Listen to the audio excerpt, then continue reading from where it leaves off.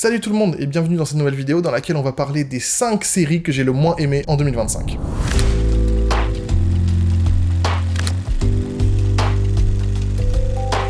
Alors, je tiens à dire que ce classement est vachement moins négatif que pour les films.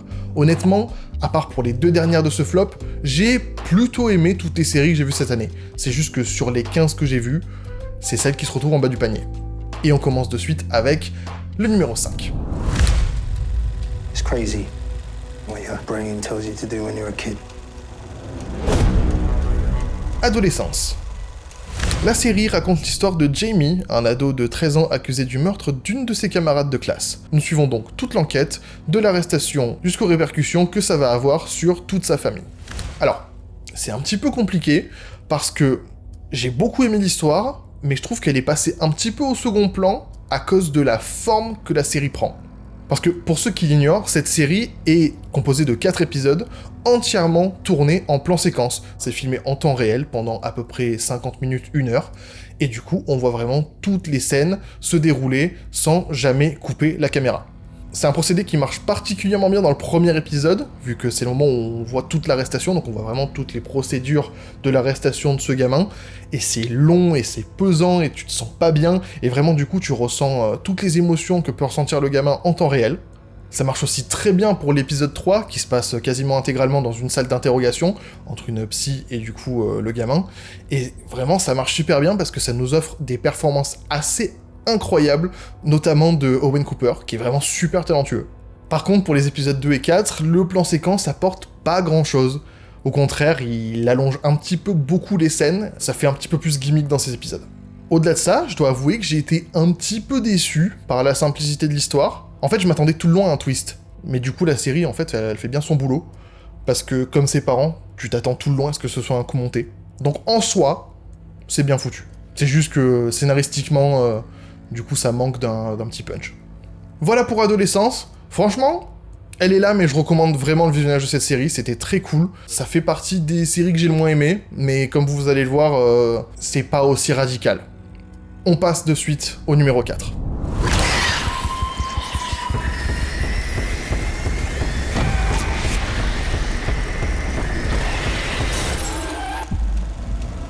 Alien Earth, saison 1. On suit l'histoire de Wendy et des enfants perdus, qui sont un groupe d'hybrides, c'est-à-dire des enfants dont la conscience a été transférée dans des corps synthétiques.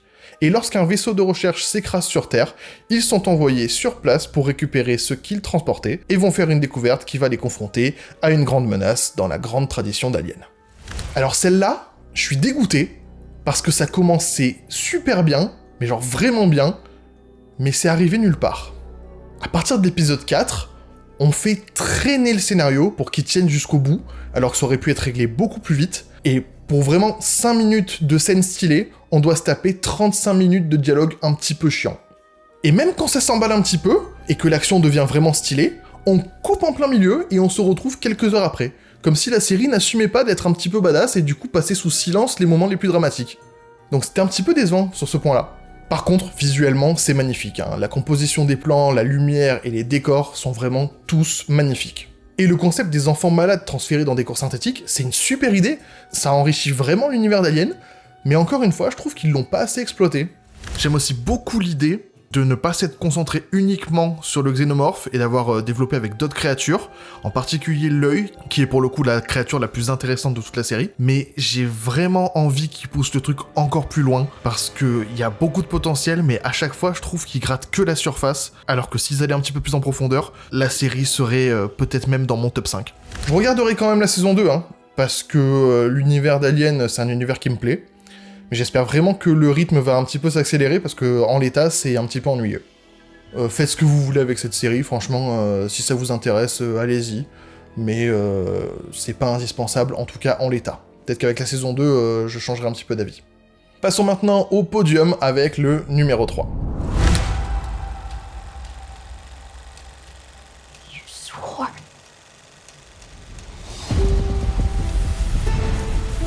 The Last of Us, saison 2. 5 ans après les événements de la saison 1, Ellie et Joel se sont installés à Jackson et tentent de mener une vie normale, alors que le mensonge et les actions de Joel planent au-dessus de leur tête comme une épée de Damoclès. Jusqu'au moment où les conséquences de ces actions leur retombent inévitablement dessus. Pareil qu'Alien, ça commençait super bien, mais pour le coup c'est le fan du jeu qui parle. Je maintiendrai toute ma vie que ceux qui n'ont pas aimé le deuxième jeu ne l'ont pas compris. C'est une histoire complexe, avec des personnages complexes, qui prennent parfois des décisions amorales, mais c'est pas parce que les personnages sont pas parfaits que l'histoire est nulle. Au contraire. Et pour le coup, j'ai l'impression que les scénaristes de la série n'ont pas compris le jeu non plus. Parce que là où la saison 1 prenait des petites libertés sur quelques séquences et tout ça, c'était juste du plus, ça changeait pas fondamentalement les personnages. Mais là, ils ont complètement foiré le personnage d'Ellie. Ils l'ont rendue complètement stupide, la moitié des personnages la traitent comme une débile, et en même temps, ils ont essayé de la rendre moins moralement compromise que dans le jeu. Dans le jeu, Ellie est consumée par la vengeance, elle ne pense qu'à ça, et elle ira jusqu'à sacrifier la sécurité de ses proches pour aller jusqu'au bout. Elle en finira profondément traumatisée, mais dans la série, je ressens pas la moitié de tout ça. Par contre, ce n'est pas la faute de Bella Ramsey, qui nous a proposé une excellente Ellie dans la saison 1, et qui fait vraiment son mieux avec ce qu'on lui a donné. Et son apparence physique, comme beaucoup ont gueulé là-dessus, n'a aucun rapport avec le fait que son personnage soit réussi ou pas. Sans déconner, faut arrêter de vouloir se taper tous les personnages féminins que vous voyez. Surtout que dans la saison 1, elle a 14 ans. Donc vous êtes chelou. Et au contraire, je trouve qu'ils ont totalement réussi le personnage d'Abby.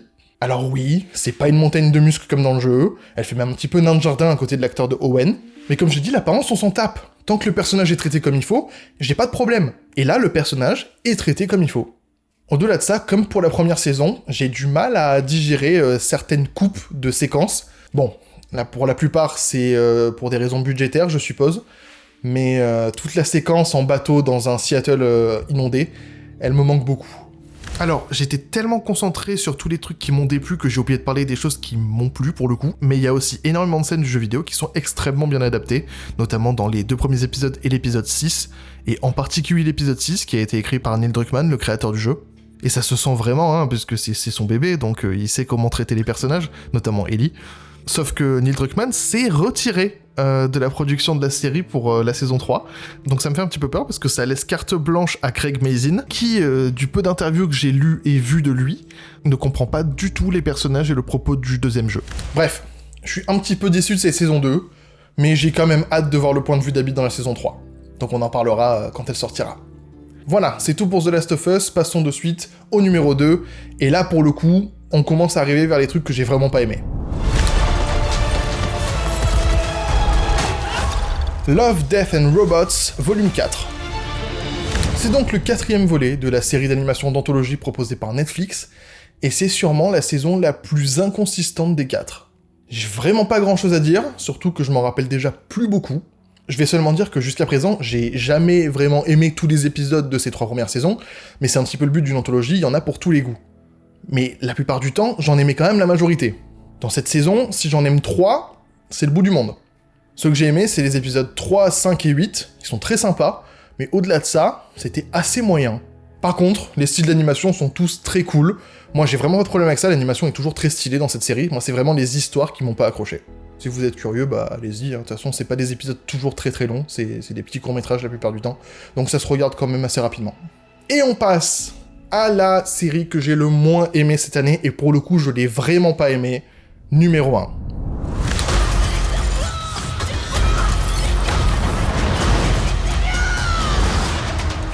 Ironheart. Quelques mois après les événements de Black Panther 2, Riri Williams continue de développer une armure comparable à celle d'Iron Man. Elle finit cependant par être renvoyée du MIT et se retrouve contrainte de retourner à Chicago chez sa mère. Cherchant un moyen de financer ses travaux, elle est repérée par Parker Robbins, un homme mystérieux à la tête d'un groupe de cambrioleurs. Bon, on va pas passer par 4 chemins, c'est pas le numéro 1 de mon flop pour rien.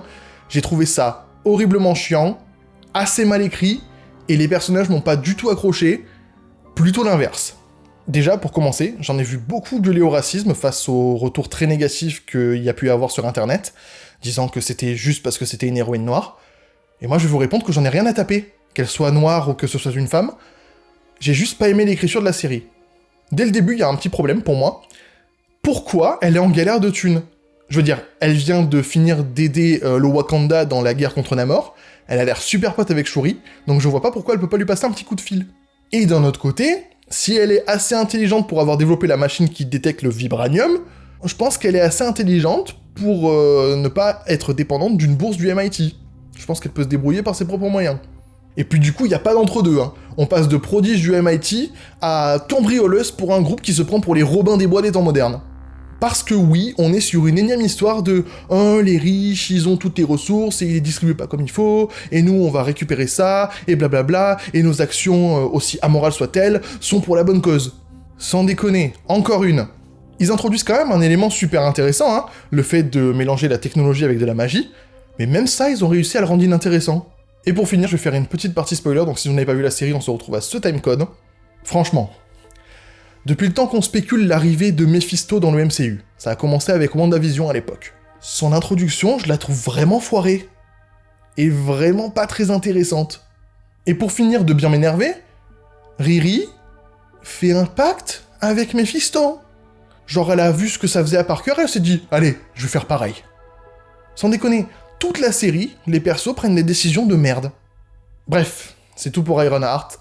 J'ai pas aimé, je recommande pas vraiment. Pour vous donner un ordre d'exemple, j'ai préféré Miss Marvel. Miss Marvel, c'était pas top. Voilà, c'est tout pour les séries, j'espère que ces 2 vidéos vous auront plu. Si je n'ai pas parlé d'une série que vous auriez aimé voir dans ce top, je vous invite à aller voir mon compte Serialized, où j'ai fait le top complet des 15 séries que j'ai vues. Dedans, il y a Stranger Things, il y a Percy Jackson, il y aura Fallout quand elle sera finie. D'ailleurs, elle va peut-être détrôner une série dans le top 5, mais on verra en temps voulu. N'hésitez pas non plus à me demander en commentaire si vous voulez que je développe un petit peu plus sur certains points de vue que j'ai sur ces séries, je répondrai volontiers. Et sinon, n'hésitez pas à partager, liker et commenter cette vidéo si ça vous a plu, à vous abonner à ma chaîne et à rejoindre mes réseaux sociaux, tous les liens sont dans la description. Et on se retrouve la semaine prochaine pour une nouvelle vidéo, c'était Rémi, à plus.